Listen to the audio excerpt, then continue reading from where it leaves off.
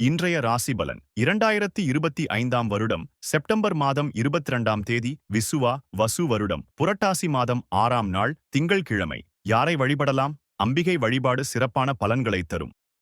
மேஷ ராசி நேயர்களே, வருமான உயர்வுக்கான சிந்தனைகள் மேம்படும். பணிபுரியும் இடத்தில் பொறுமையுடன் செயல்பட வேண்டும். பக்கத்து வீட்டாரின் ஆதரவு சிறப்பாக இருக்கும்.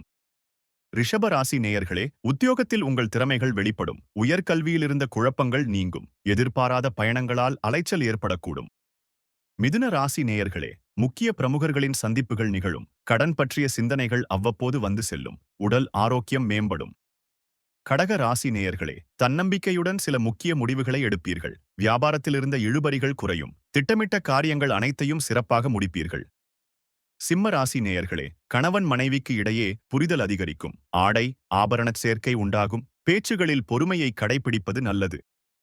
கன்னிராசி நேயர்களே, தற்பெருமையான பேச்சுக்களை தவிர்ப்பது அவசியம். கணவன் மனைவிக்குள் சிறு விவாதங்கள் ஏற்பட்டு மறையும். பழைய நினைவுகளால் மனதில் குழப்பங்கள் உண்டாகும்.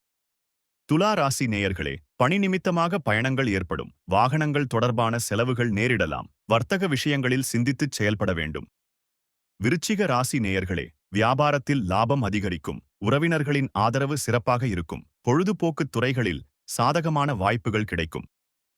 தனுசு ராசி நேயர்களே, வெளியூர் பயணங்களில் எதிர்பார்ப்புகள் நிறைவேறும். சமூகப் பணிகளில் முன்னேற்றம் உண்டாகும். ஆராய்ச்சித் துறைகளில் உங்கள் திறமைகள் வெளிப்படும்.